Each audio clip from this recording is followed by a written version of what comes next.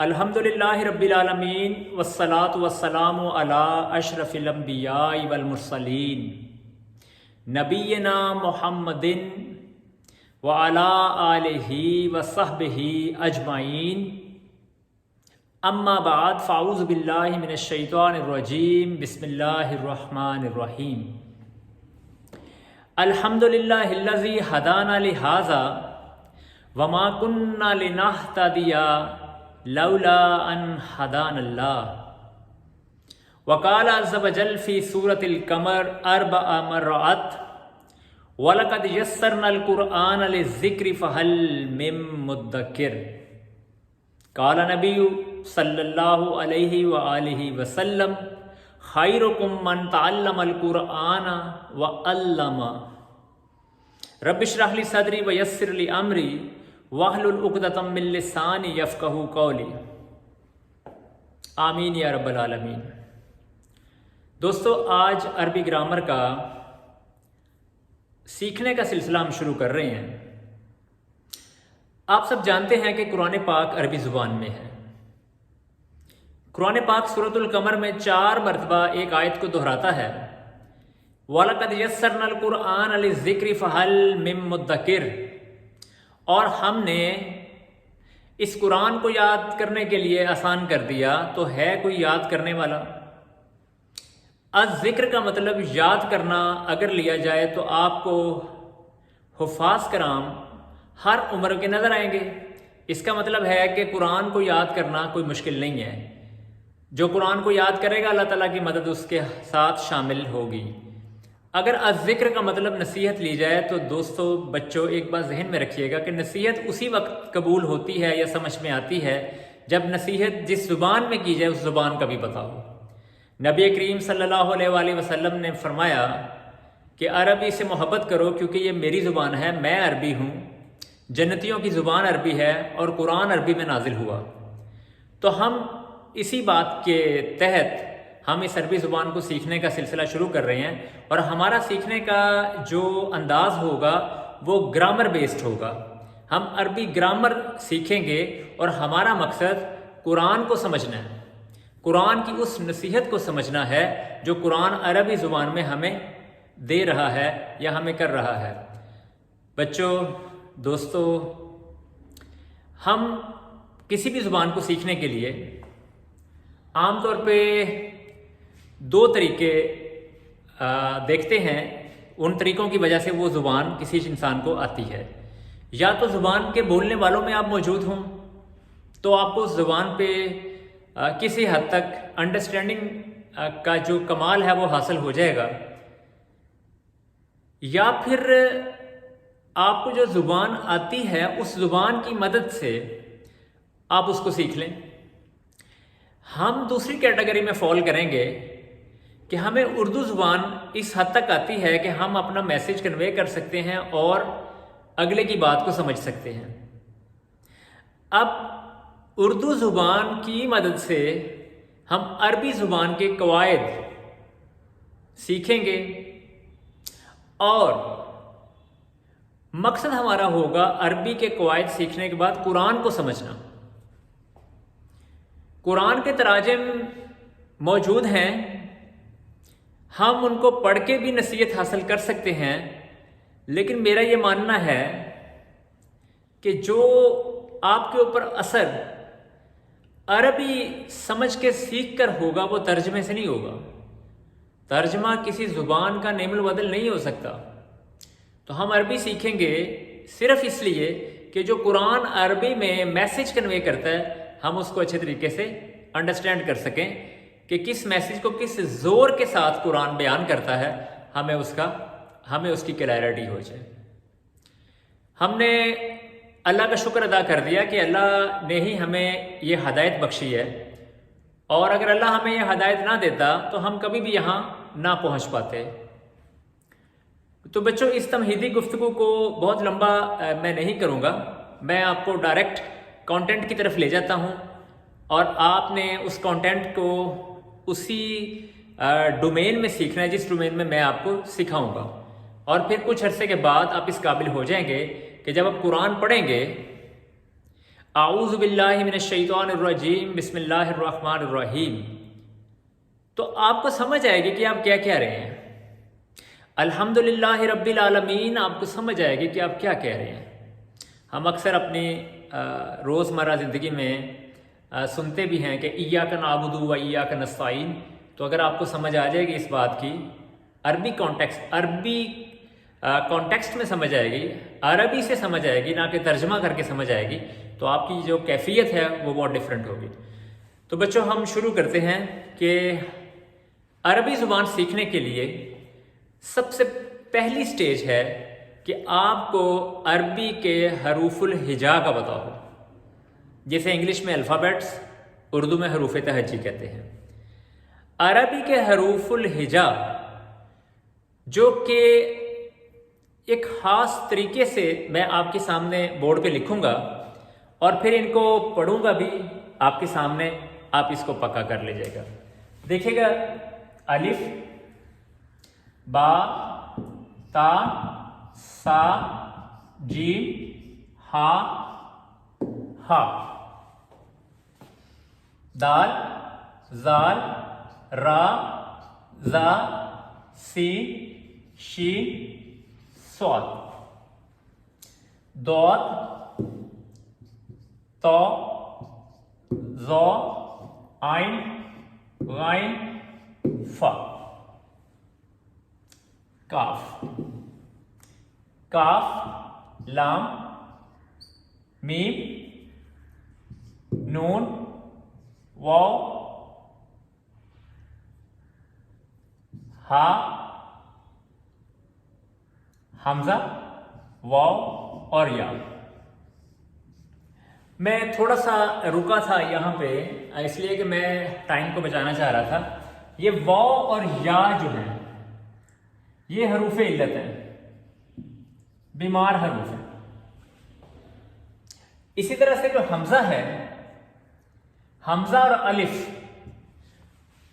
یہ some times ایک ہی حرف سمجھا جاتا ہے، لیکن اگر آپ اس کا فرق دیکھنا چاہیں تو الف، الف، الف، الف، میں نے 4 مرتبہ الف، الف، الف، الف لکھا۔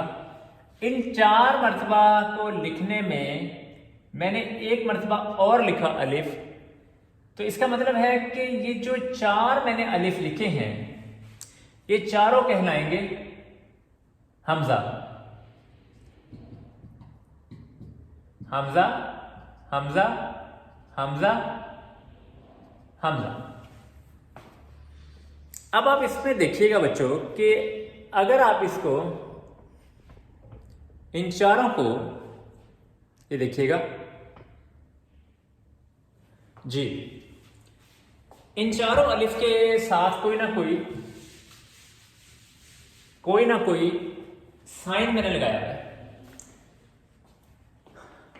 حمزہ، حمزہ، حمزہ، حمزہ، تو یہاں پہ ہم کہتے ہیں حرکات، حرکات، زبر، زیر، پیش اور ایک علامت ہے علامت سکون یا جزم۔ کہا یہ جاتا ہے کہ الف پر اگر زبر آ جائے، زیر آ جائے، پیش آ جائے، علامت سکون آ جائے تو وہ الف الف نہیں رہتا، حمزہ ہو جاتا ہے، اور اگر الف اکیلا ہے تو وہ الف ہی ہے۔ یہ قرآن میں آپ دیکھ سکتے ہیں، قرآن میں جس الف کے اوپر کوئی نہ کوئی حرکت یا علامت ہوگی وہ حمزہ بولا جائے گا، اور اگر بغیر علامت کے ہوگا تو وہ الف بولا جائے گا۔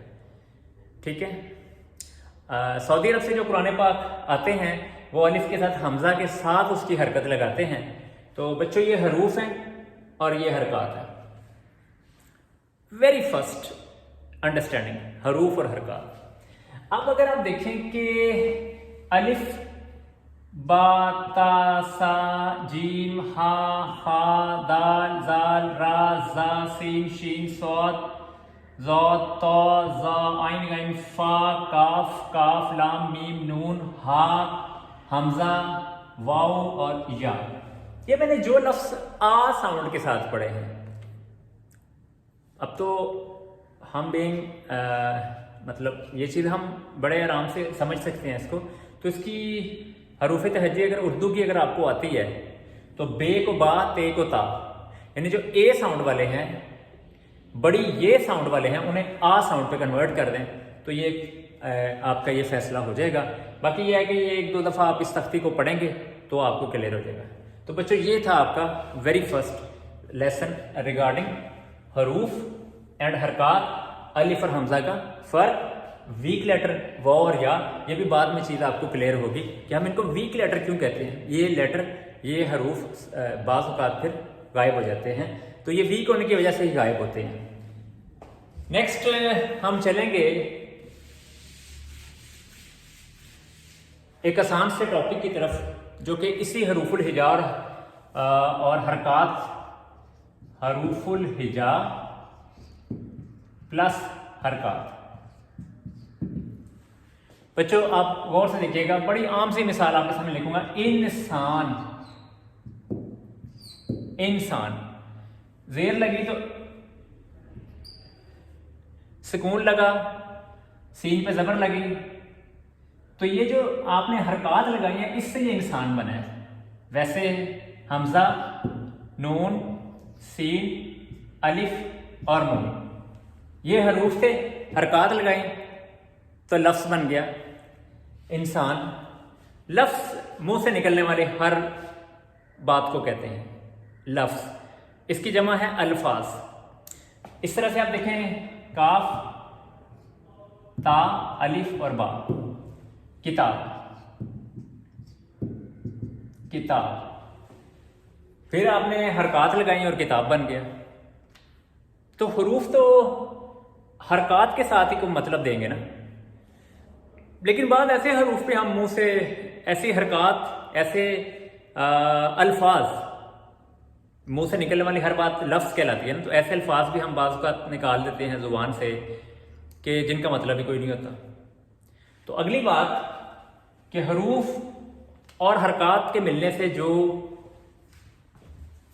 الفاظ بنیں گے وہ 2 کیٹیگریز میں ڈیوائڈ کرتے ہیں ہم، با معنی، بے معنی. چونکہ ہم نے قرآن پڑھنا ہے تو بے معنی تو قرآن میں ہے ہی کچھ نہیں، تو یہ ٹاپک تو آپ کا ہو گیا کلوز. با معنی کو کلمہ بھی کہتے ہیں، کلمہ، با معنی الفاظ. کلمہ کی 3 اقسام ہیں، جسے پارٹس آف اسپیچ کہتے ہیں، پارٹس آف اسپیچ کہتے ہیں، یا اجزائے کلام کہتے ہیں. بچوں آپ عربی گرامر پڑھ رہے ہیں اور دنیا کی کوئی بھی گرامر ان لوگوں کے بعد ڈیولپ ہوتی ہے جو لوگ بولنے والے ہوتے ہیں، یعنی کہ تمام گفتگو کو ہم اکٹھا کرتے ہیں، الفاظ کی گروپنگ کرتے ہیں تو گرامر سیٹ کرتے ہیں. تو ہم نے جب الفاظ کی گروپنگ کی انگلش کے تو اس میں 8 پارٹس آف اسپیچ انگلش میں. لیکن ہم نے انگلش تو نہیں سیکھنی نا، ہم نے تو اردو سیکھنی ہے، عربی سیکھنی ہے، اردو بھی نہیں سیکھنی. لیکن میں نے اردو اس لیے بول دیا کہ اردو، عربی اور فارسی یہ 3 بہت بڑی زبانیں ہیں جس میں ہمارا ٹارگٹ اس وقت عربی گرامر سیکھنے پہ ہے. اس میں اسم، فعل، حرف یہ 3 کیٹیگریز ہیں جن کو کہ ہم یہاں پہ، جن سے ہم اپنی گرامر کا آغاز کریں گے. اب آغاز کریں گے تو ہم اس میں بھی ہم سلیکشن کریں گے، اسم پڑھیں گے پہلے، فعل پڑھیں گے یا حرف پڑھیں گے. تھوڑا سا پہلے اس کو سمجھ لیتے ہیں کہ اسم، فعل، حرف کیا ہے. بچپن سے آپ پڑھتے آئے ہیں. اسم کہتے ہیں نام کو، فعل کہتے ہیں کام کو، اور حرف اسم اور فعل کے ساتھ اٹیچ ہو کے اپنا مطلب واضح کرتا ہے. اب جب نام کی بات کی جائے گی تو کسی شخص کا نام، چیز کا نام، جگہ کا نام، صفت کا نام، کام کا نام، 5 چیزیں یاد رکھ لیں. شخص کا نام، چیز کا نام، جگہ کا نام، صفت کا نام، کام کا نام. فعل صرف کام نہیں ہے، کام کا کرنا ہے، کام کا ہونا ہے، کام کا سہنا ہے. کام کا کرنا، کام کا ہونا، کام کا سہنا، لیکن زمانے کی قید کے ساتھ، زمانہ، زمانے کی قید کیا ہے؟ ماضی کی بات ہو رہی ہے، حال کی بات ہو رہی ہے، فیوچر کی بات ہو رہی ہے۔ زمانہ نکال دیں تو کام کا نام ہی رہ جائے گا، بس وہ نام اسم میں ڈسکس ہوگا، اور حرف ویسے ڈیپینڈ کرتا ہے آپ کے اسم اور فعل کے اوپر۔ حرف کی ایک چھوٹی سی مثال ہے، پر، کس پر؟ میز پر۔ میز کیا ہے؟ اسم ہے، ٹھیک ہے؟ تو فعل بیسیکلی اسم اور فعل میں ہی آپ حرف اسم اور فعل کی لیسن میں ہی آپ سیکھ جائیں گے۔ تو اصل کام ہے اسم کو سمجھنا اور سیکھنا۔ اسم میں زمانہ نہیں پایا جاتا، فعل زمانے کے ساتھ مشروط ہے۔ دیکھیے گا ذرا بچوں، کھایا، کسی نے کھایا ہی ہوگا ڈیفینیٹلی، اس نے کھایا، وہ کھاتا ہے، وہ کھائے گا۔ اس میں کھایا، کھاتا اور کھائے گا یہ فعل ہے آپ کا۔ لیکن کھانا، جانا، پینا، آنا کوئی زمانہ نہیں ہے، تو یہ اسم کیٹیگری میں آ جائے گا۔ بچوں یہ ساری چیزیں ایسے ایسے کھلیں گی، جب ایکسپینڈ ہوں گی تو آپ کو 100% اس کا نالج مل جائے گا۔ ابھی فی الحال تھوڑی تھوڑی ڈیفینیشن آپ کو دے رہا ہوں تاکہ آپ شروع کرنے کے قابل ہو جائیں۔ تو اسم سے میں آپ کو شروع کرواؤں گا، یہ گرامر اسم سے آپ کو میں شروع کرواؤں گا۔ کیوں شروع کرواؤں گا اسم سے؟ اس لیے کرواؤں گا کہ اللہ تعالیٰ نے حضرت آدم علیہ السلام کو اسماء سے شروع کروایا تھا، اسماء سکھائے تھے، تو ہم بھی اسی طریقے کے اوپر اسماء سے ہی سیکھنا شروع کریں گے۔ اسم کو سیکھنے کے لیے، سمجھنے کے لیے، جملے میں استعمال کرنے کے لیے سب سے پہلے ہمیں اس کو ڈیفینیشن کا بتانا چاہیے۔ 5 چیزوں کو اسم کہتے ہیں: شخص کا نام، چیز کا نام، جگہ کا نام، صفت کا نام، کام کا نام۔ شخص، جگہ، چیز، صفت اور کام۔ اب جب یہ جملے میں استعمال ہوگا اسم، تو ہمیں اس کی باقی چیزوں کا بھی پتہ ہونا چاہیے۔ یہ اسم مذکر ہے یا مؤنث ہے؟ یہ اسم واحد ہے، مثنیٰ ہے یا جمع ہے؟ یہ اسم معرفہ ہے یا نکرہ ہے؟ یہ اسم حالت رفع میں ہے، حالت نصب میں ہے، حالت جر میں ہے؟ 4 باتیں آپ سے میں نے کر دیں۔ اب ان 4 باتوں کو آپ ذرا ترتیب سے دیکھ لیں کہ اسم پڑھتے ہوئے ہمیں یہ 4 باتیں معلوم ہونی چاہیے۔ اس کو سمجھنے کے لیے، جملے میں استعمال کرنے کے لیے 4 باتوں کا پتہ ہونا چاہیے۔ اس کی جنس کیا ہے، اس کا عدد کیا ہے، اس کی وسعت کیا ہے،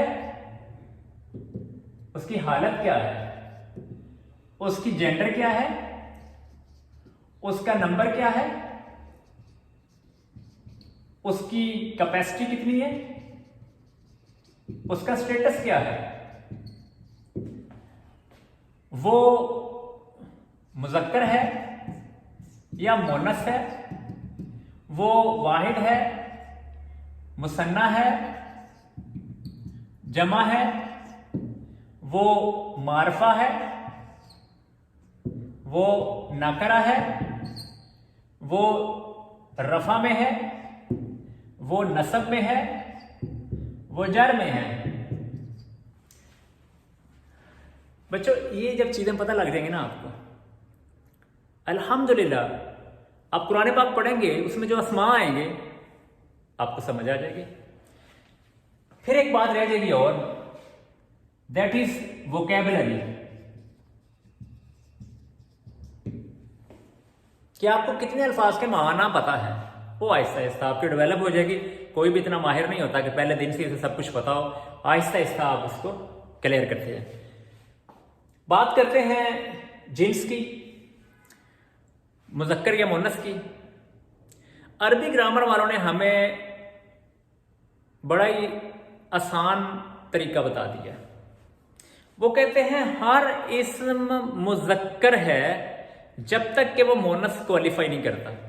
یعنی مونس کی ویل ڈیفائنڈ شکلوں پہ پورا نہیں اترتا، وہ مذکر ہی کنسیڈر ہوگا. یعنی کہ عربی گرامر والوں نے جنس میں مونس کو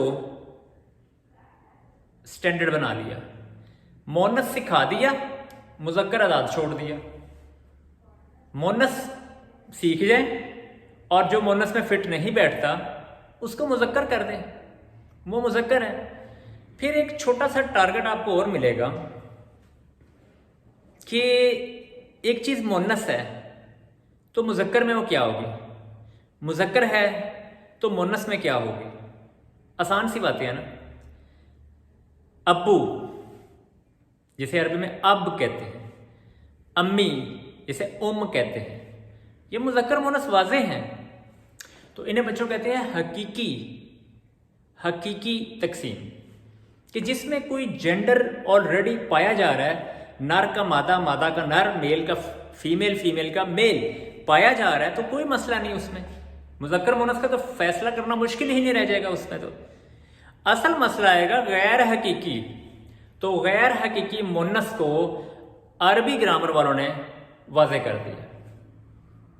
وہ ایک تو اس کی علامت آپ کو بتائیں گے، 3 علامتیں اگر کسی اسم میں پائی جائیں گی، مزے کی بات ہے اینڈ پہ پائی جائیں گی تو مونس ہے.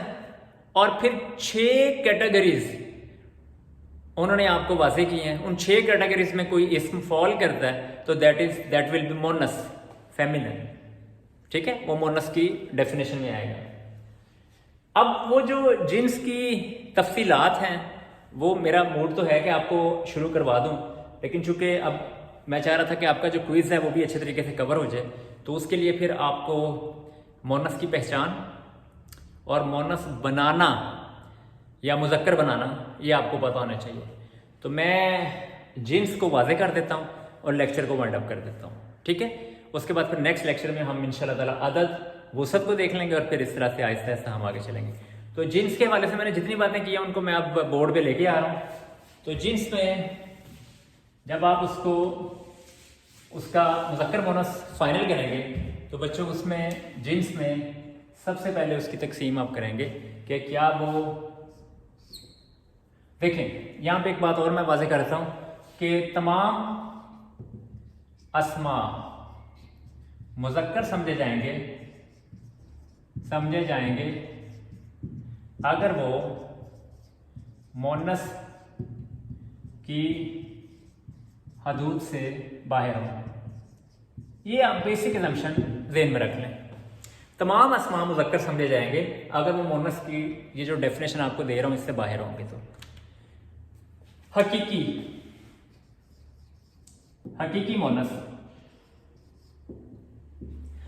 مونس ہے جس کے مقابلے پہ کوئی نر یا میل موجود ہو. جیسے میں نے آپ کو شروع سے بتا دیا تھا کہ سیکھی ہوئی زبان کی مدد سے آپ کسی زبان کو سیکھ سکتے ہیں. جیسے میں آپ کے سامنے کچھ مونس رشتے رکھوں گا آپ اس کو بڑی آسانی سے مذکر میں کنورٹ کر سکیں گے.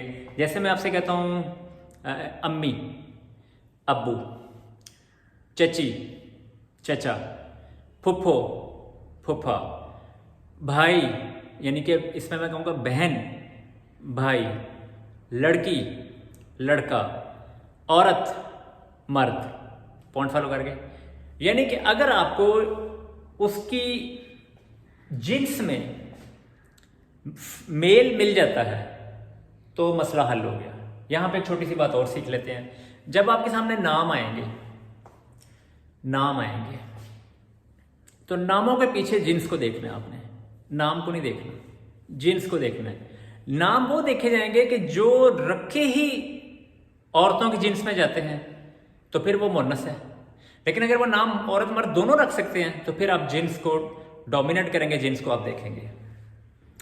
مثال کے طور پہ میں آپ کے سامنے ہمارے سوسائٹی میں رشید، بشیر، شمیم، نذیر یہ مرد اور عورت دونوں نام رکھتے ہیں تو اس میں پیچھے جینڈر دیکھی جائے گی مونس مذکر کا فیصلہ کرنے کے لیے.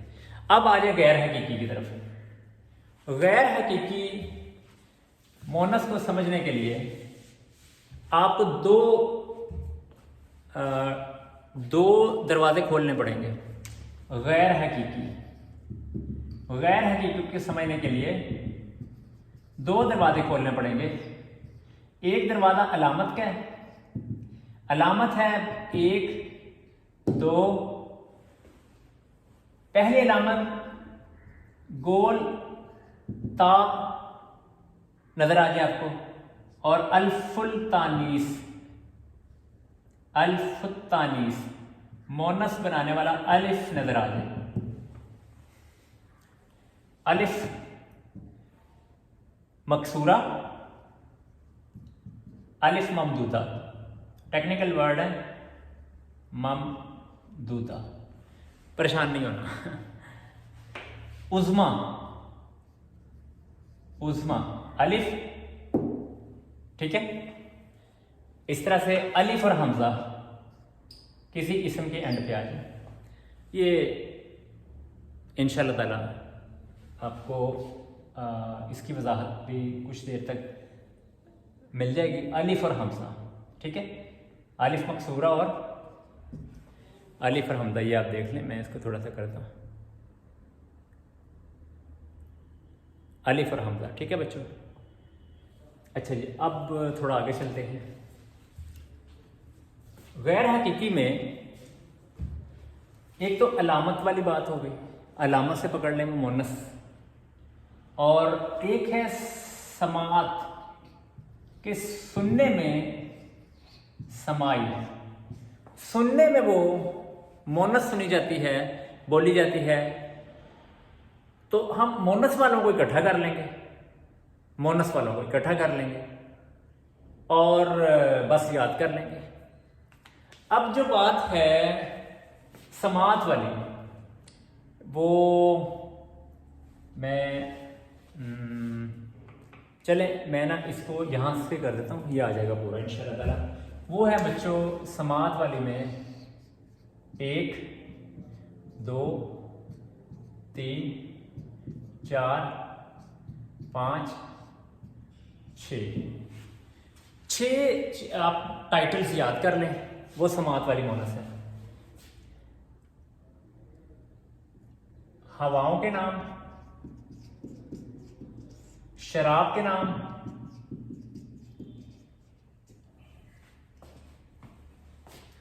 جفت اعضائے جسم کے نام, جفت اعضائے جسم کے نام, آگ کے نام,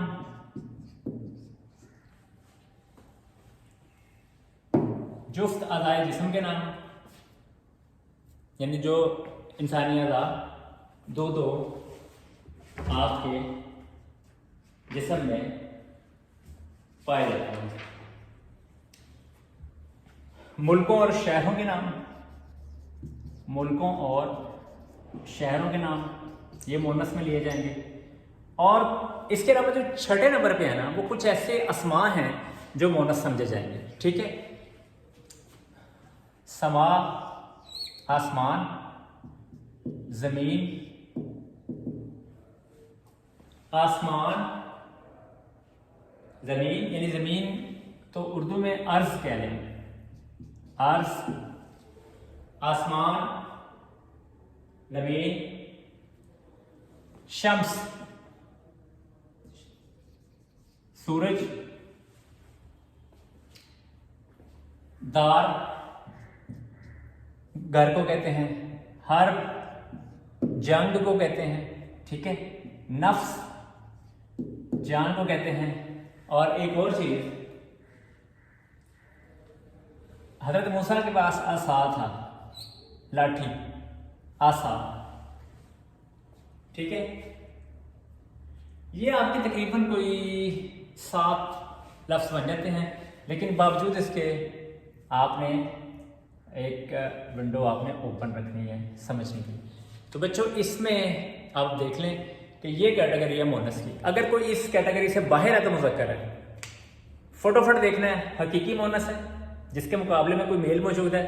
غیر حقیقی میں علامت گول تا کی ہے، چھوٹا الف بڑا الف، ٹھیک ہے، آسان ترین الفاظ میں اپنیوں کہہ رہے. اور سماعت میں ہواؤں کے نام، شراب کے نام، آگ کے نام، جسم کے جفت اعضاء کے نام، ملکوں شہروں کے نام، سماع، ارض، شمس، دار، حرب، نفس، عصا، ان کو مونس استعمال کیا جاتا ہے، ان کو مونس استعمال کیا جاتا ہے. تو آپ اس کو مونس سے کہیں گے. ہمارا اگلا ٹارگٹ ہے وہ یہ ہے کہ اگر ہم کسی اسم سے، مذکر اسم سے مونس بنائیں تو اس کا فارمولا کیا ہے. بچوں یہ تو آپ کو یاد ہی کرنا پڑے گا.